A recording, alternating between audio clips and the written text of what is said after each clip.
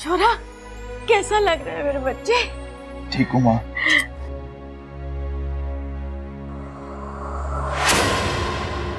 ये हुई ना पहलवानों वाली बात। चल अखाड़े में चल, कुश्ती करेंगे। आज मैं तुझे नए दांव सिखाऊंगा। हैं? आजा चल। आ चुप कर खड़क। जब तक हमारा सबल बिल्कुल ठीक ना हो जाएगा वो कुश्ती ना लड़ेगा। दादी, बब्बल कहाँ है?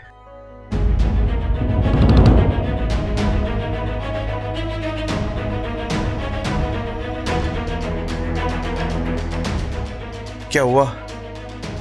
आप सब चुप क्यों हो? आप लोगों ने अभी तक माफ नहीं करा उसे।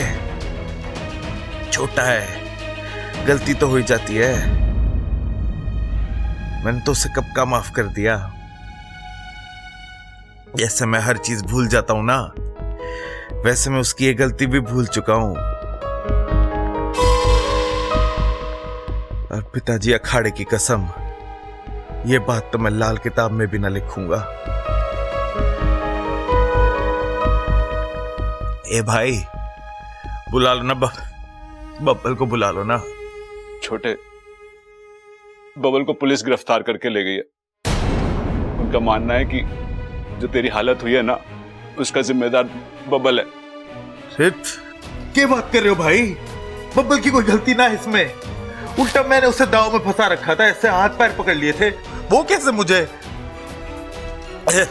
ए भाई चलो पुलिस स्टेशन, पुलिस से बात करके बब्बल को छुड़ा के लाएंगे। ना छोरा ना, तू लेटा रे छोरा। देख बेटे, अभी वहां जाने से कोई फायदा ना है। पहले हम कोर्ट जाएंगे, वहां से जमानत लेके आएंगे, फिर उसको छुड़ा के लाएंगे। डॉक्टर साहब आ गए। खड़क सिंह जी। हाँ जी। सबल सिंह जी की रिपोर्ट आ गई। डॉक्टर साहब, क्या लिखा है इसमें? वैसे तो सब नॉर्मल है, लेकिन इनका ख्याल रखना पड़ेगा। इनके शरीर में जो जहर पाया गया है वो काफी जानलेवा है और बड़ी मुश्किल से हमने उसे बाहर निकाला है। हो सकता है उसका असर अब भी इनके शरीर में कहीं ना कहीं हो, इसलिए सावधानी बरतनी होगी और ज्यादा ख्याल रखना होगा। ठीक है डॉक्टर साहब, धन्यवाद।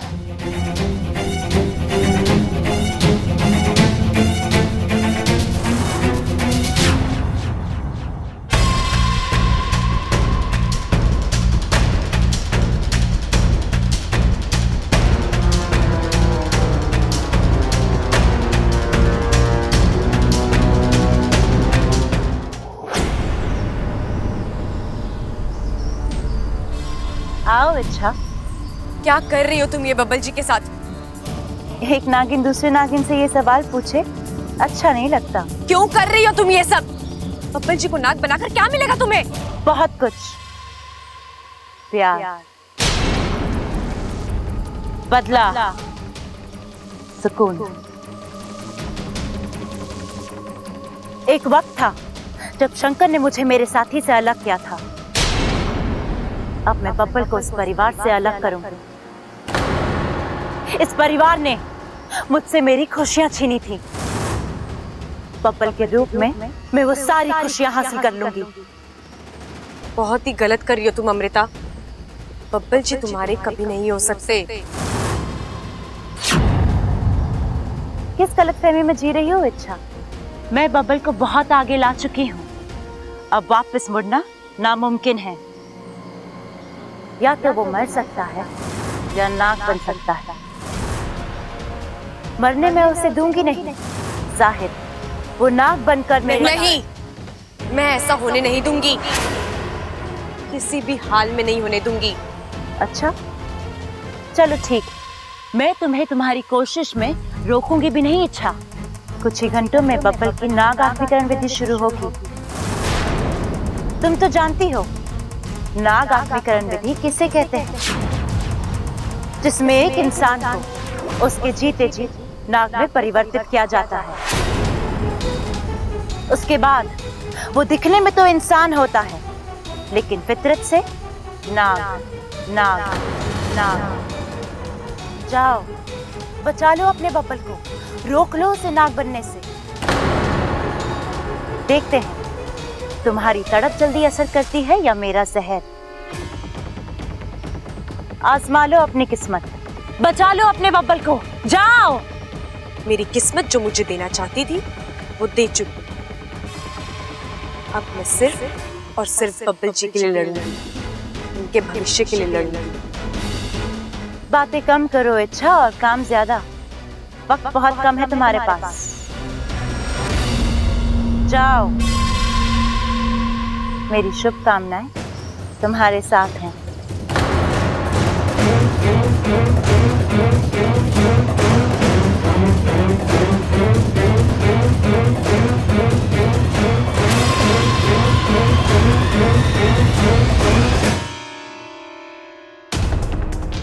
बबल, मैं हाथ जोड़ती, छोड़ दे बेटा।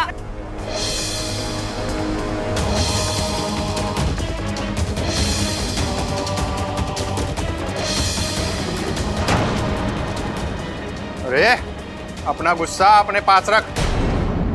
हाथ पटकने से हड्डी टूटती है, जेल नहीं। अरे ये क्या कर रहा है? अच्छा भला आदमी होके सांप की तरह फुफकार क्यों रहा है?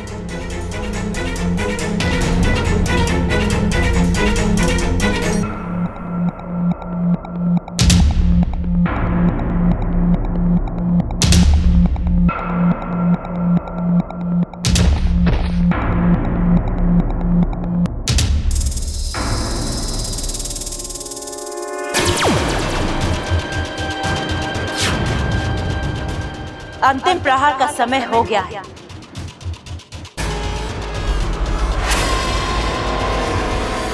आज नाग आत्मीकरण विधि पूरी होगी।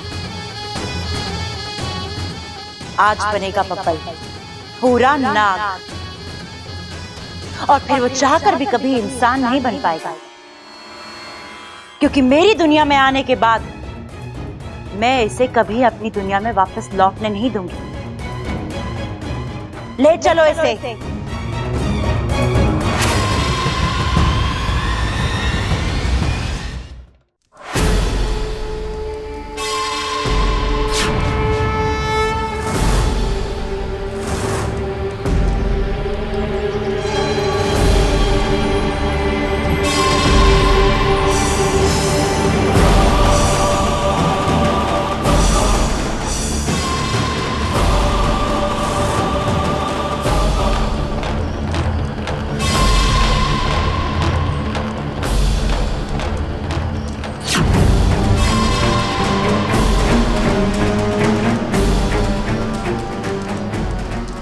तू घर जा, सब पे नजर रख।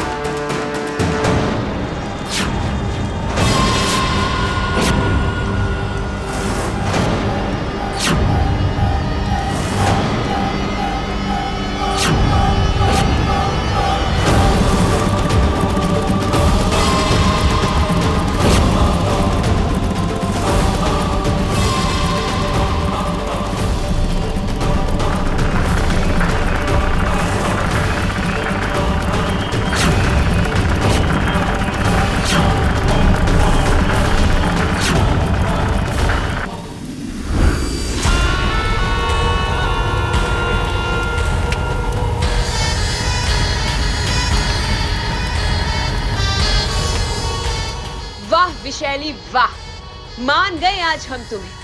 तुमने आज साबित कर ही दिया कि तुम हमारी ही बहन हो। क्या मात दी है तुमने आज उस इच्छा को।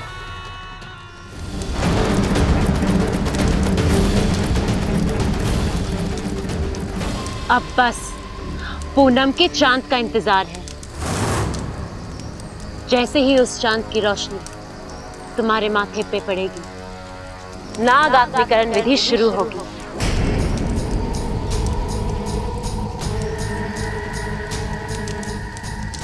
ए चांद, आज तक तुमने कईयों का प्यार देखा होगा, कई प्यार करने वालों का मिलन देखा होगा,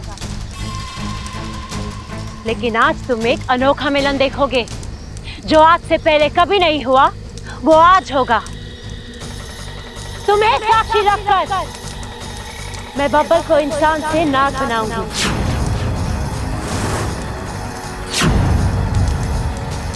और फिर हम दोनों को कोई अलग नहीं कर पाएगा। यहाँ हम एक होंगे और वहाँ मेरा बदला पूरा होगा। तुम्हारे पूरे परिवार को मैं जान से मार डालूंगी। अब और रुका नहीं जा रहा है चांद, आ जाए चांद, आ जा।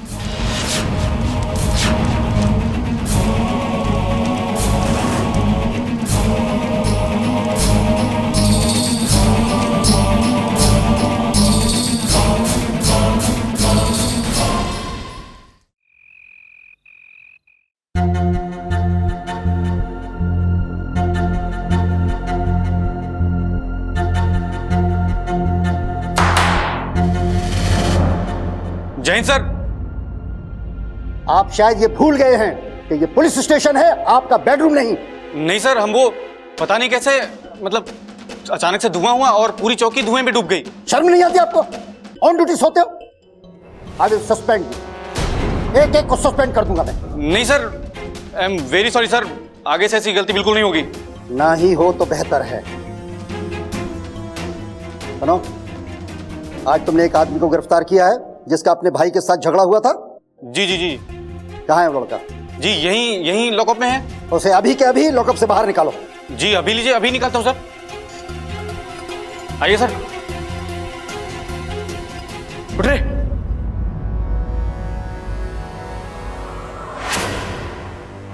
कहाँ है वो? जी यही होना चाहिए था। यही होना चाहिए था मतलब? अरे ये पुलिस स्टेशन है या कोई गार्डन कि कोई कभी भी अंदर आ सके और बाहर जा सके? कहाँ है वो लड़का? सर मालूम नहीं, अभी कुछ देर पहले तो यही था। What do you mean मालूम नहीं है? I will suspend you. अरे नहीं सर, मेरी बात सुनिए सर। सर मैं उसे पक्का पकड़ लाऊंगा sir, I promise you sir.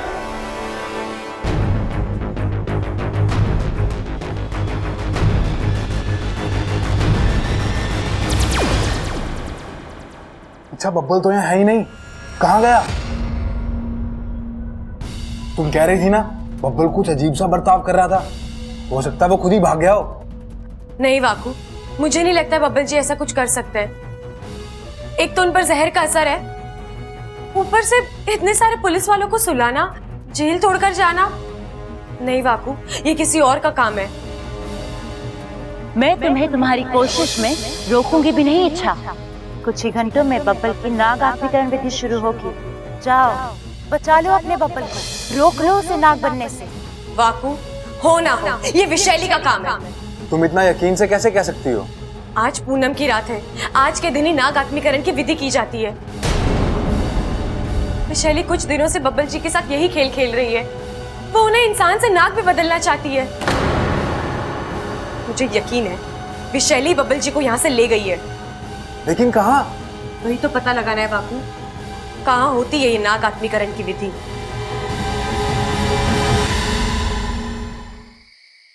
देख सबल, तो अपना ध्यान रखियो, हम लोग बब्बल से मिलके आते हैं। हाँ चलो। चलो चलो।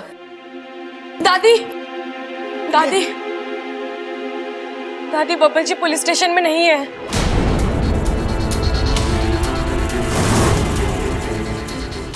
अरे ऐसे कैसे हो सकता है? हमारा बबल पुलिस स्टेशन से गायब हुआ और पुलिस क्या कर रही थी? दादी, पुलिस भी कुछ नहीं बता पा रही। वो नहीं जानती बब्बल जी के साथ क्या हुआ, कैसे हुआ, कब हुआ।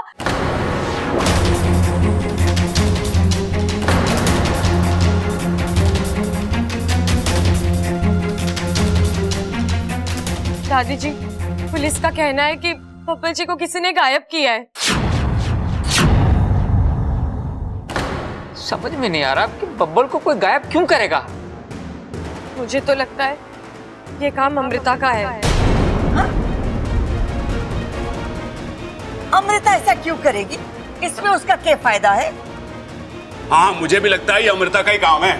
अरे चुप कर, तुझे तो मौका चाहिए अमृता के खिलाफ बोलने का। अरे अम्मा जी सही कह रही हैं, अमृता और बब्बल की तो शादी होने वाली है और वो उसका होने वाला पति है, तो वो ये काम क्यों करेगी बताओ? इच्छा, माँ बिल्कुल सही बोल रही है, तुझे कोई गलत फहमी हुई है। नहीं भैया, मुझे कोई गलत फहमी नहीं हुई है। मैं जानती हूँ ये काम अमृता का ही है। छुरी मान भी लें कि तू सही बोल रही है, लेकिन ऐसा करने की कोई वजह भी तो होनी चाहिए। वजह भी बताऊंगी अंकल जी, लेकिन अभी नहीं। फिलहाल आप सब ये समझ लीजिए कि बब्बल जी को अगवा अमृता ने ही किया है। फिर वही ना छोरी ना, मुझे तो अब भी यकीन ना हो रहा है। ठीक है दादी, तो आप अमृता को अभी बुलाइए। उससे क्या होगा? जो मैं कह रही हूँ उसके हिसाब से इस वक्त अमृता का घर पर होना नामुमकिन है, और अगर फिर भी वो इस वक्त घर पर हुई तो मैं मान लूंगी कि आपका विश्वास सही है और मेरा शक गलत है। आप बुलाइए अमृता को। क्या बात है इच्छा?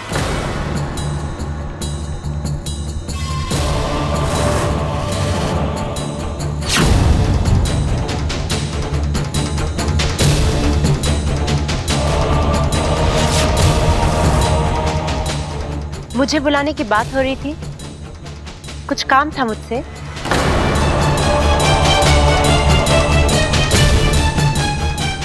क्या हुआ, बोलो ना। क्या बोलेगी ये? इसकी तो बोलती बंद हो गई है। तुम हमारे सामने खड़ी हो और ये बोल रही थी कि बब्बल को तुमने अगवा करा है।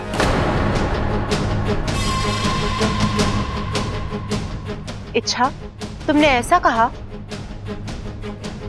क्या बिगाड़ा है मैंने तुम्हारा जो इस तरह? दादी, मैं अपने होने वाले पति के साथ ऐसा क्यों करूंगी? बब्बल जी मेरे हैं, पूरे घर को हमारा रिश्ता मंजूर है। जो सपना सबके आशीर्वाद से पूरा हो रहा है, मैं उसे चुराने की कोशिश क्यों करूंगी दादी जी? इच्छा, कहीं ऐसा तो नहीं है बब्बल जी को अगवा तुमने किया है और इल्जाम तुम मुझ पे लगा रही हो? मैं ऐसा क्यों करूंगी? अरे बस करो तुम दोनों। यहाँ घर का छोरा गायब हुआ है और यहाँ तुम एक दूसरे से। मने तो यकीन है कि ऐसा घिनौना काम न अमृता कर सके है और न इच्छा। बब्बल जी, अब जहां कहीं भी हैं, अपना ख्याल रखिएगा।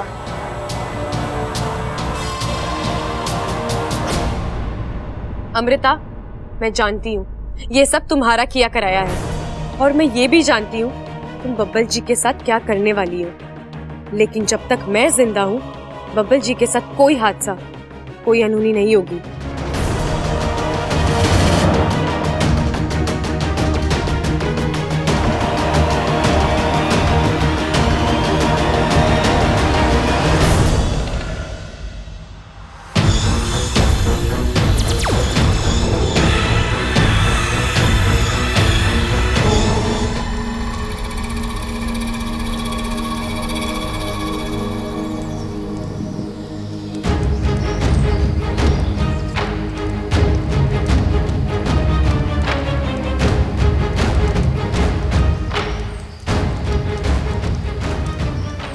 आज पता नहीं क्या हो गया है इसे, कब से देख रही हूँ बादलों में छिप कर बैठा है। मेरे बस में होता तो अब तक खींच कर बाहर ले आ चुकी होती।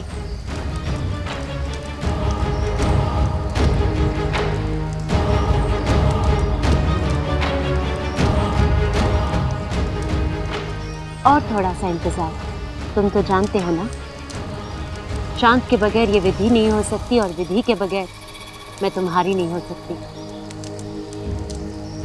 तुम्हें बताऊं ये विधि कैसे होती है? आसमान में पूनम का चांद होगा, उसकी रोशनी तालाब के पानी को छुएगी और उसके छूते ही पानी जगमगा उठेगा और फिर उसमें से निकलेगा एक कलश जो धीरे धीरे यहाँ आएगा तुम्हारे पास, ठीक तुम्हारे सर के ऊपर। और फिर मेरी एक नजर उस कलश में जहर भर देगी, 8 बूंद जहर। और जैसे जैसे एक एक बूंद तुम्हारे सर पर गिरेगी, तुम नाग बनते जाओगे। और जैसे ही आखिरी बूंद तुम्हारे सर पर गिरी, इंसानी दुनिया को अलविदा और नागों की दुनिया में तुम्हारा स्वागत।